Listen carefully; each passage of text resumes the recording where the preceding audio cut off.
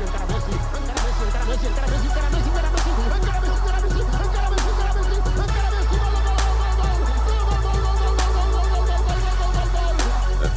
Football Show.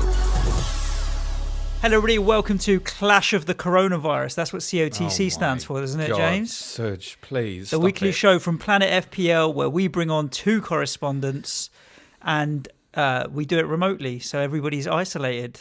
How are you, James? That's not true because they can see on YouTube that me and you are in the same room. Yeah, you and me are, but I'm slowly, we share a lot of our germs. By day moving like a small ruler further away from you on the advice of some of our listeners. Thank you.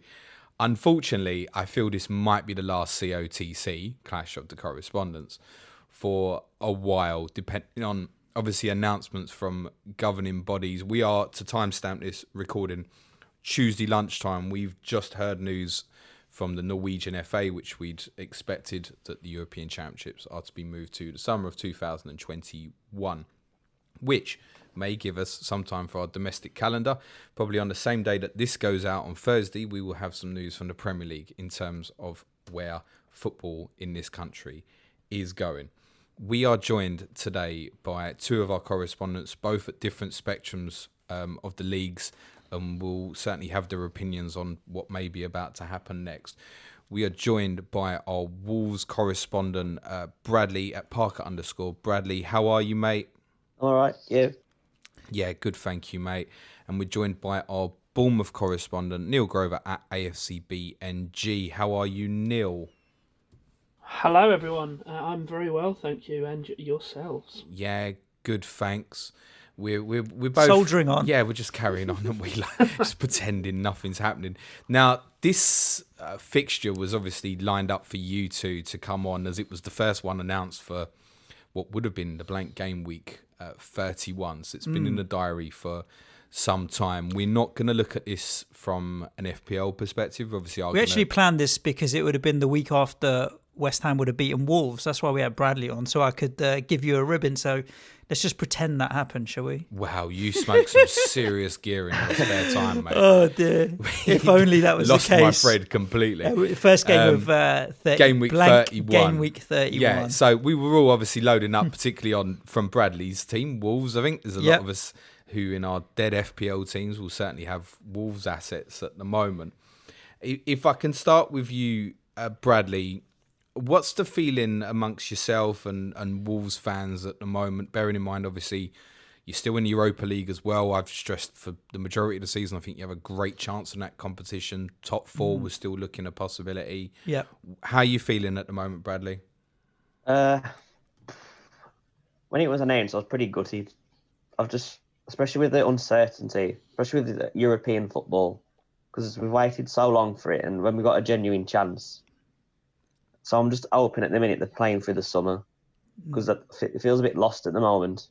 Like Wolves haven't really. I think Wolves are obviously waiting for UEFA to announce anything, because there's not mentioned about like the tickets. So I paid £40 for the Olympiakos home ticket, but they've said nothing about that at the moment. So there's a lot of waiting around, because even Molineu's closed, so it's not like you can even go down to Molineux and ask what's going on at the minute. Complete shut off. Yeah, it's the same at Spurs. I mean, I guess for the majority of us, certainly season ticket holders like ourselves and as you are, Bradley, that football clubs have all got our money at the moment, essentially, and we don't really know what's gonna happen with that. I guess that's a wider conversation in terms of if the season is voided, will we even get our money back? Yeah, I did have that conversation with my wife on Sunday. I was like, if the football season gets cancelled, I'll probably get about £200 back. She goes, oh, that's nice. I was like, you ain't getting any of it. It's coming straight on me.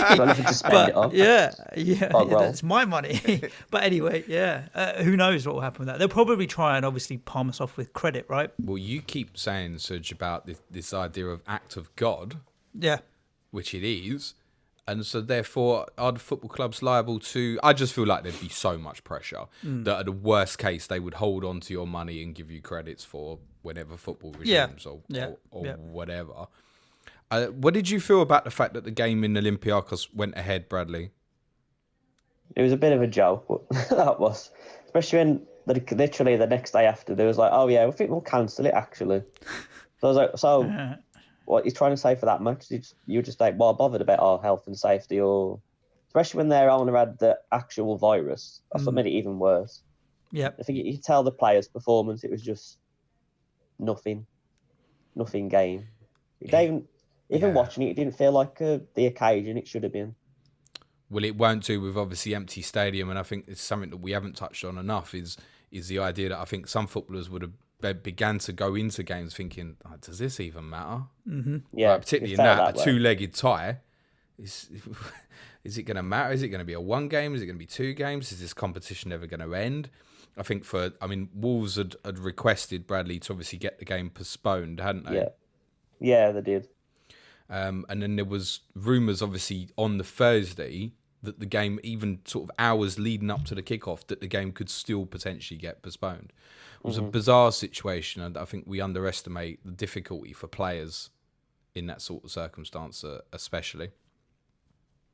Neil, you said to me offline that you've got a comeback for something I might have said on the People's Poll.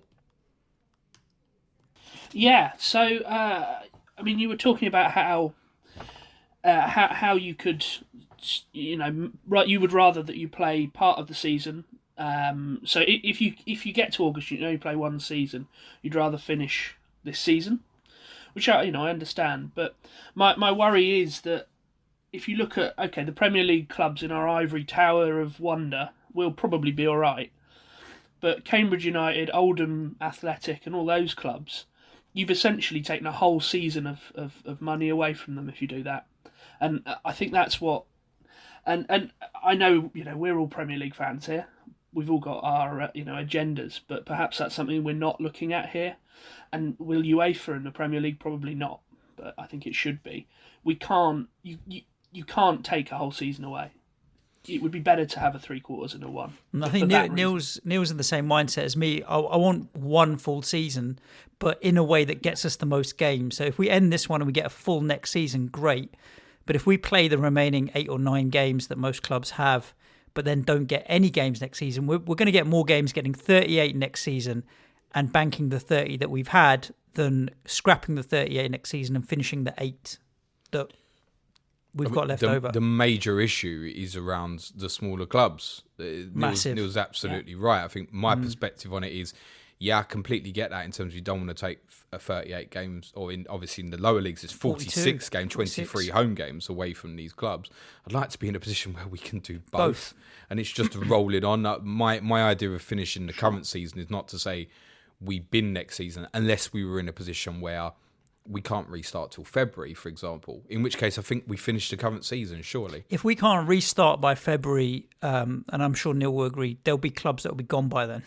Yes. They'll be gone before the end of the year. So, it makes it very tricky at that point. Then what do you do? If a league, 4 clubs go bust in a league, do you remove their results? Do you chalk them off? I don't know. Well, I mean, Neil, you've obviously had experience... with respect to you will admit this yourself, you are a small club in the Premier League at the moment. You obviously, how long ago was it the club nearly went bust? About a decade ago, yeah. Only, that's no time at all, 10 years. Yeah. So it's a difficult situation. And I also do go to Cambridge United when I can, as they're my local team to here. And the clubs like that, there is absolutely no way they survive with longer than 3 months without football in the season. It's bad, isn't it? It's really bad. We do have this elitist opinion in our Premier League. I think you said, Neil, like with Premier League fans, is we can be very direct into our thinking. We obviously covered what happened to poor Berry 6 months ago, and I think we'll be doing more of that in the coming months. You mentioned obviously 2 there. Even Charlton Athletic are in the Championship at the moment, Charlton. Yeah. Because of the ownership struggles there, they're in big trouble. There's other clubs as well. And the higher up the pyramid, like you said with Charlton, it doesn't necessarily the problem doesn't necessarily get any better. Like, I don't know, Rotherham, they're in around about the Championship, top of League One as well. They're a similar sized club to us, punching above their weight. They need those gate fees, I imagine, without having an in-depth knowledge of their fees. But it doesn't get any better. Yeah, I was listening to the Rochdale owner, who's another one who they might potentially be in trouble. And that sort of catchment area in the northwest is a particular danger because people naturally gravitate towards United, City, and other clubs in the northwest and that. And he was saying that. Well. What's that? Sorry? Coventry will be in trouble. Coventry haven't even got. Coventry are top of League One at the moment. Haven't even got a home. Like, what happens to them if we just void everything? But the Rochdale chairman was saying that essentially one of the problems is not just the fact that obviously the gate receipts incoming, which obviously the club absolutely relies on, but everything that's spun off financially that they churn over is because of those gate receipts. So sponsorship deals in terms of advertising in the stadium, anything corporate that they want to do on the day, etc. It all stems from essentially having football matches. That's why clubs like Accrington Stanley really wanted to look at moving to an AstroTurf pitch so that they could reuse the stadium 365 days a year. I'm of the opinion, like Neil, that if we have no football for 6 months or so, everything's going to look so different. I worry for these clubs massively. I'd also like to raise, it was another point that you made on Monday, that if we do have to run out, if we have to condense the season, perhaps you'd look at ditching the cups. I know you said League Cup, move it down, but the FA Cup pretty much is the sort of an injection of funds into the lower league, either directly because a team has a run, or indirectly because they then use those funds to, perhaps buy a player off of someone else, and then their money gets recycled. So you can't even necessarily look at doing that without killing probably at least one or two clubs. Yeah, when you look at the away fan numbers, so getting drawn at one of the big boys with a 50, 60,000 seater stadium, and you can take 20% of the gate receipts, has a big impact in the FA Cup that you don't get in regular league football. That's why I suggested if the calendar got completely skewed, that we would have perhaps the idea of even localised cup competitions. Yeah. So in the case of, I don't know, the chance of a Rochdale or Macclesfield or Stockport or other clubs in that area that potentially could have a tie with a Manchester United, City, Liverpool, Everton, whatever, if we was in a situation where we just need to fill in 2 months of football, for example. And that's the sort of thing. Yeah. I think the big clubs have a massive responsibility here where essentially all friendlies have basically moved to exposure of brand overseas, etc. It's very rare now. Say Tottenham used to go and play at Leyton Orient or Stevenage every year. It just doesn't happen anymore. There's got to be some sort of responsibility from the big clubs. For Bradley, whether it's Wolves go and play a game at like a Walsall or something. They used to do that a lot. But exactly. Give them some sort of injection of club. There's got to be some sort of responsibility from the big clubs. Unfortunately, the Premier League clubs are going to look at, how quickly can we make up the revenue that we've lost out on? Guess what? It won't, unfortunately, be playing Walsall or whomever. It will be going and taking the club on tour. I'm really interested with what may happen in terms of behind closed doors. Now, this came up in the questions that we were talking about when we did the final plan last week. I'm interested on your take, Bradley, because Wolves would be up there for me, maybe alongside Sheffield United, as one of the best atmospheres in the Premier League this season. And I've not been. I'm just judging it based on TV, what I see. But it is rocking. Yeah. But then also, James and I talked about how some teams play with a high tempo in your face, but Wolves actually stand off a little bit, let you have the ball, and then hit you on the counter. What do you think it'd be like for your team behind closed doors? Judging by Thursday, lethargic. Even Traoré couldn't inject pace into the game, so... Wow, and that's saying something. If you take a player lethargic. I just can't imagine Molineux being... I just kind of see him playing in Molineux empty. It'd just be pointless. No, and you'll know from poorer times, Bradley, that stadiums like that can be quite poisonous if you're in a bad place. You'll know that. But that place has got a great feel good at the moment. Everybody's on board with the manager, the players, the way the club's trying to move forward. For a player like Traoré, the difficulty with playing behind a closed door is when everything's so much about pace and the game's going to be slower. Plus, you can't help that moment when he's facing someone and you can hear the crowd. You know what the crowd want him to do, right? He's going to go. He needs that kind of they want me to run at him, don't they? Yeah. Do you know what I mean? So just psychologically. Same for Jota's as well. Yeah, Jota's one. He's a great little player who loves running at players as well. And the atmosphere does help that. 100%. Of course it does, absolutely. To twist that on its head, Neil, obviously in terms of stadium-wise at Bournemouth, it's a very different scenario for your club. How do you think Bournemouth would cope with it? I think, a lot of clubs, they don't like coming to us because we're something different. Yeah. You're right on top of the pitch at the Vitality. And okay, there's not 40,000 of us, but you are literally, 2 metres away. It wouldn't pass the self-isolation from the North Stand, right? And it's a different sort of atmosphere. It may not be as vocal, but it is still, it's a different sort, and I think you would lose. We would be worse off. It's hard to think of how many clubs would actually be better off by it. I mean, certainly isn't the idea of behind closed doors football. There's no one you could look at it and say, yeah, they'll definitely improve from it. I think there's certain cases where I've said, I think, say, like Manchester City, the way they play, just wouldn't be bothered. It would just be the same.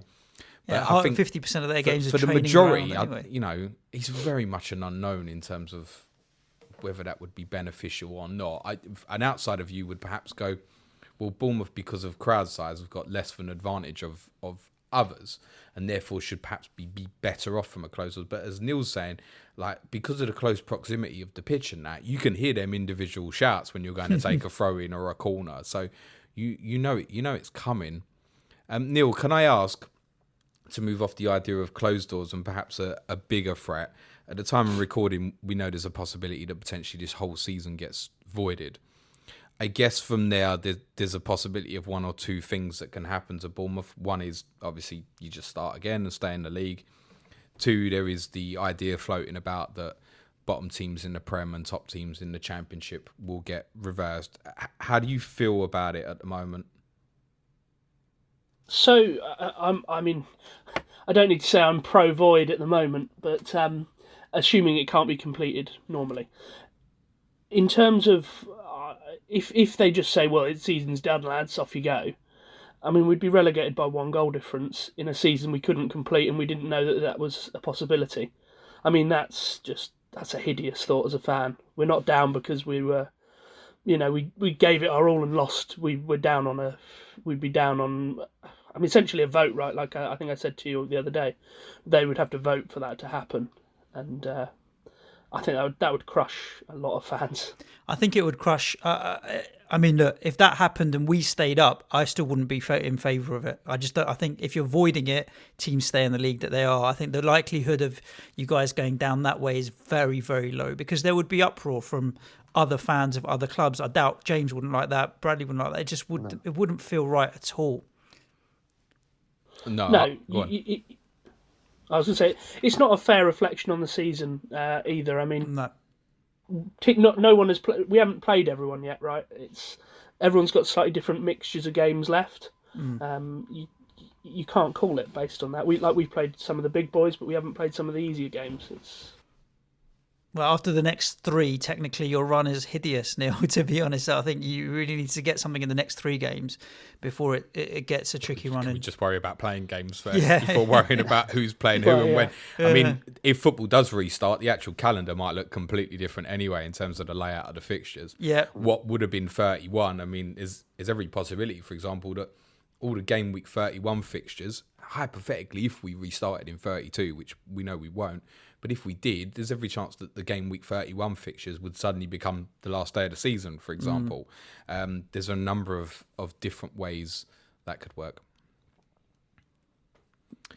Bradley, on Wolves, is there any, as and when we restart on football, is there any fear on the players leaving if you didn't make Champions League, be it through Europa or top 4 finish? There's certainly going to be some sniffing around sort of the Traore's and Jimenez's. I personally don't fear it as much, because I'm going to assume, let's say if they're voided, that they'll be just kept in the Europa League. I'd hope we don't have to go through all that group stage again though, in July and all that. I just hope to be put straight in the group phase. I think that would depend on Man City, wouldn't it? I'm not worried about it too much. I think one player that probably will get a lot of bids is probably Traore, just because of his uniqueness. I'm not sure how much probably Wolves would value him at. I think they could probably milk a lot more money out of him than any other player they've got at the minute currently. I think 50 to 60 million for Traore wouldn't surprise me if the I think that's came cheap. for that. Do you think that's cheap? I think that's cheap. I think it might be, yeah, because what is he, Bradley? 23, 4? Yeah, it's 23, I think. There's potential there as well, isn't it? The other one I think someone may come in for would be Neto, again, because of his age at 19. If someone sees him as a future potential star, he wouldn't get as much money for maybe Neto, but I think he's one that people would have an eye on for sure. Even a Raul Jimenez, I mean, you look at the striking trouble that a lot of clubs have. Jimenez it costs a lot of money, don't get me wrong. He's a top player. He can do a little bit of everything. I think were Wolves not to be in Europe, it's got to be some sort of Champions League level who would begin to think. I mean, let's say, sorry to use the United reference, but if United did finish top 4 and Wolves don't, and United want a centre forward, I mean, Jimenez is the sort of guy they should be looking at. Sure. And I'm not saying he would go, but that's the sort of player you would expect Manchester United to be targeting. He's good enough. Yeah. Would that be fair, honest, Bradley? I think I'd lose any player rather than lose the manager. Yeah. Do you know what, Bradley? Here's the bad news, mate. That was me this time last year, mate. It's how I still feel, by the way. I get that. I just, have such a soft spot for Nuno. I just think with the way he coaches his team. I just feel like as long as he's there, everything will be all right in the end. That's sort of all he's got. He is in a funny situation now where, because of the success he's had at Wolves, he will get linked with other bigger jobs. But the grass is just not always greener on the other side. He'd be able to do more in the next 5 years sticking with Wolves and getting them up there than jumping to a Man United or whichever job comes available. Because that would be a risk. The thing is with Wolves, he can get what he wants without question. Yeah. Mendes will do it for him. He'll have no interruption. Yeah. No board meddling. He can get what he needs without having to fight for it. Perhaps at Man United, where there's probably more influence from Ed Woodward and that. I mean, an example is Sean Dyche, who's stuck at Burnley for so long, up and down, yo-yoed a little bit, but he is the man there. If he moved to a bigger club, I don't know if he necessarily would. Look no further than Neil's club, right? I mean, how do you feel about Eddie now, Neil? Well, he's still the man. I agree with Bradley. I think we could lose a couple of players, but I would be more worried if we lost Eddie at this point. I still think he's the man to take us forward. Despite the results and what have you? Yeah, I mean, look, they've not been great, but we're coming back to a full-strength squad now. I mean, Brooks, which we talked about in the first podcast of the season, right? He's not got kicked to football this year. Yeah. Neil, talking about players potentially moving, just reminded me of something obviously I did want to ask you. Is there any talk about the potential of what could happen with Ryan Fraser? Bearing in mind he's due to be out of contract on June the 30th, I believe. And obviously we could be looking at a scenario where the football season, I don't know, goes into July. August is one possible scenario. Is there any thought at the moment in terms of what may or may not happen in that sort of circumstance? I think the general consensus is, well, there is still a deal on the table for him, and it's there if he wants it. At the moment, the club doesn't expect him to take it. They expect him to not be a Bournemouth player come the 1st of July. Obviously, the situation has changed, and nobody knows what's happening yet. Is it going to be week to week? Is it going to be a 3-month extension? Although he'd have to agree to that, right? Well, yeah, I guess so, yeah. There's nothing, presumably, that if he's out of contract in June 30th, it's the whole thing with the Bosman in the first place. If he just wants to walk out the door, he can. But then I guess it depends on guidelines from Premier League, UEFA, etc., that they might say, I don't know, let's say we had the football season played in July and August. They might put something where they'd say, well, okay, fine, player X can leave, but he can't play for anyone else, for example, till the season's completed or something. So, I mean, in that case, it would probably be in Fraser's benefit to just sign on for another month or something or whatever, yeah. Sign on to what? To the Dole? Don't get me started. Yeah, but you're always going to, even in that circumstance, you're still, not necessarily Fraser, but you're going to get players that will leave and just go, well, I'll go and sit on the beach for 2 months, thanks. Yeah, some players. Do you know what? It's absolutely spot on that, unfortunately, Neil. Yeah, I mean, I could see that as well. A lot of clubs say in sort of the mid-table area, if there's nothing to play for, I'll take 2 months off then. Yeah. If you don't need the money and all that, if you're not bothered, if you don't have that drive to carry on playing football, if you're looking to think, I don't know, at the end of the day, it's a job, right? We never think of footballers in terms of doing a job, but if you hate your job and want to leave, you'll go, wouldn't you? Yeah, I mean, there's the other side of that financially as well. If the clubs want to save a bit of money on the wage bill, they'll let him go. They've struggled with getting revenue in with no games, so I reckon the clubs may say, you know what, I don't think Ryan Fraser's a massively highly paid player, but if you did have someone like the mid-table teams you mentioned, Neil, might let somebody go because they've got nothing to play for. I think Bournemouth in a slightly different situation where you need all your players on hand to get out of the hole, but if they want to save a couple $100,000, let him go. I don't think it'd be a case of Bournemouth wanting to save. I think in that case, if he didn't stay up, it would is be worth more. It would be up to Fraser the offer would be there to sign and say, look, it's 2 months, same money, or maybe even a bit more than what he's currently getting. We don't know, right? Do you think, Neil, if we restart, you will stay up? Yes. I was confident going in prior to it all kicking off. I was still confident we would do it. Good. I'm glad to hear that.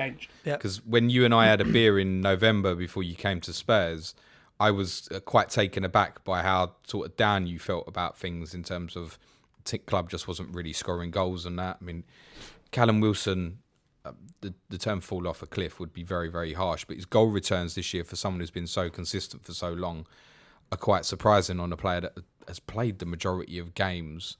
What do you think's happened there? Is he suffering with confidence or...? I don't necessarily blame Wilson. I think actually where we've lacked is that creative spark in midfield that Brooks would normally have given us. And then we brought in Dan Juma as well to do that job. He hasn't been able to do that due to injury. Fraser hasn't fired on all cylinders. And Harry Wilson isn't a creative player in my mind. So he's been feeding off scraps.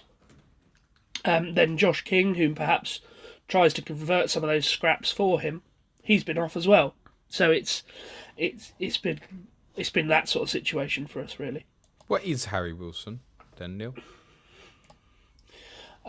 He's a bit of a luxury player. He's worth having on the pitch as someone that can be a set piece threat. He's quite good going forward as well, but he's very selfish on the ball. And he doesn't sort of deal in all phases of the play. I said in the Liverpool bits that I've done, I don't see Harry Wilson making the Liverpool squad in its current form. It's Mesut Ozil. Sounds a bit like a Mesut Ozil. I'll tell you what was interesting about him was obviously having watched the Liverpool Bournemouth game was to see him sitting in the stands with his Liverpool tracksuit on. I think he had a Bournemouth jacket on, no, didn't he? He had Liverpool on. Are you sure? No, Yeah. Liverpool.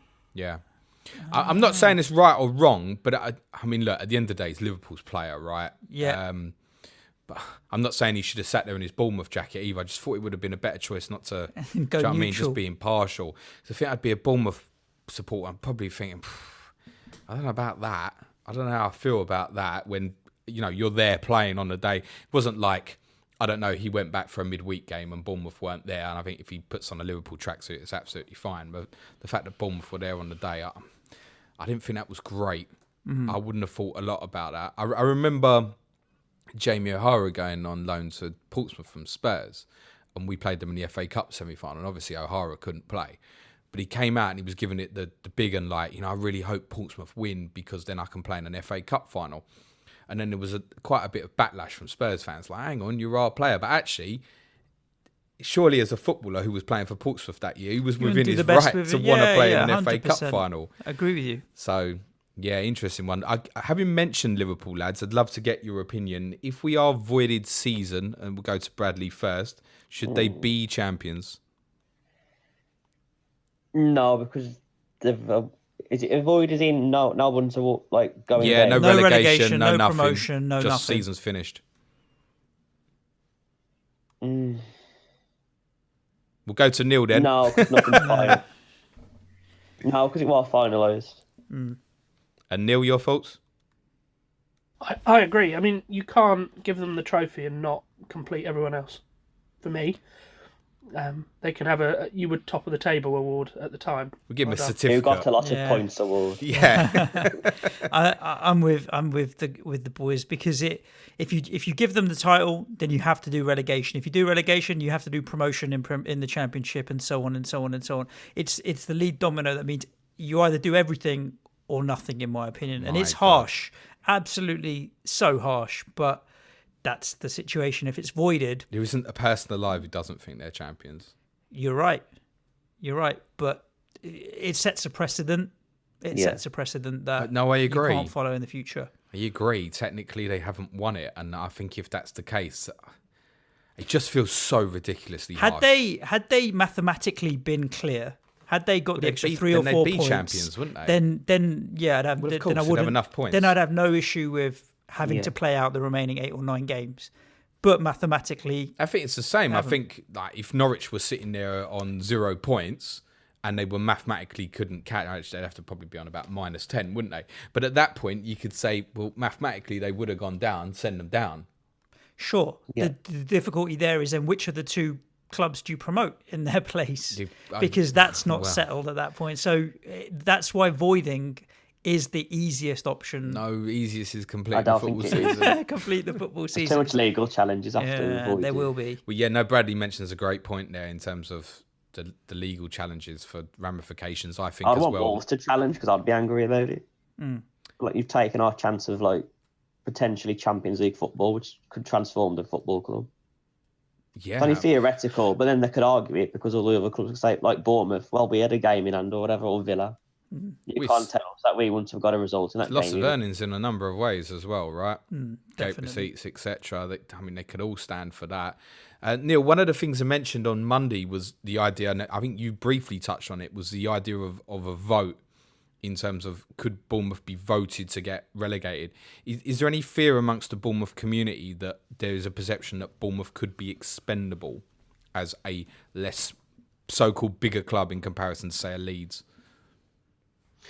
I don't think the fan base has got a fear for that.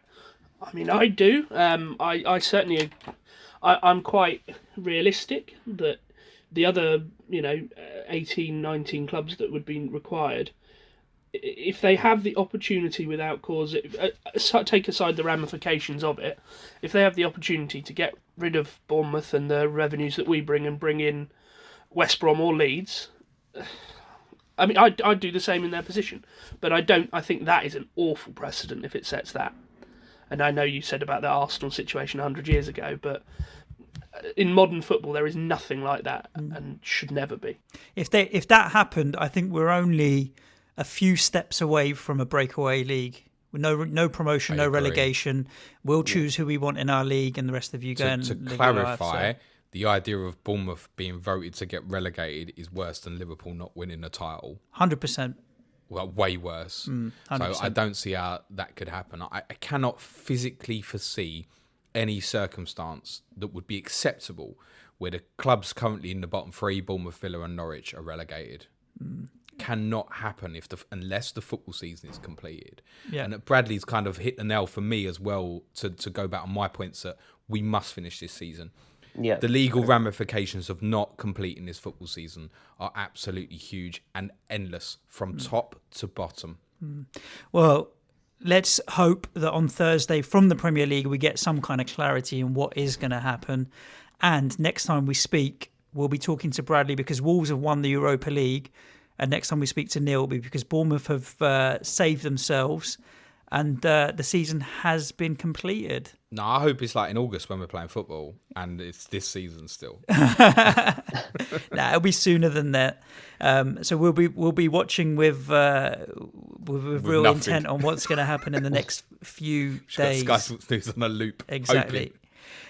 So yeah, there we go, guys. Thanks for joining us on Clash of the Correspondents this week. I know it's in a very tricky time. So we do appreciate it, and it's good to get a perspective on both ends of the table and a bit of a European chat as well. And it's nice to see that the same things that are making James go bald and me go grey are making everyone else worry as well. So what do we have left this week, James? I will be streaming tomorrow on YouTube. I will try and convert to an audio and release as a podcast as well. If you're not familiar could well be a rant against the Premier League, depending on what they announce. It could be. If you're not familiar with Ask James, essentially, it goes in blind. People join the chat and ask questions on anything football related, and I will do my best to answer them. By this point as well, we should also be in a stage to announce what our Planet FPL schedule will look like next week, on the assumption currently that football is not returning anytime soon. There will be some slight amendments, but Planet FPL goes on. Indeed. Neil, Bradley, thank you so much for your time and all of the support for Planet FPL, the articles, etc., etc. We appreciate all of it. And fingers crossed, it will continue very soon. Anything else to add, James? No, other than really thanks to the two guys for coming on and for all the correspondents for everything this season. Exactly. Keep washing your hands. Hopefully it won't be long. Keep your distance, and we'll be back at you. Well, James will be back at you tomorrow. We'll be back at you next week. Ciao for now. Thanks, gents. Cue music, man child.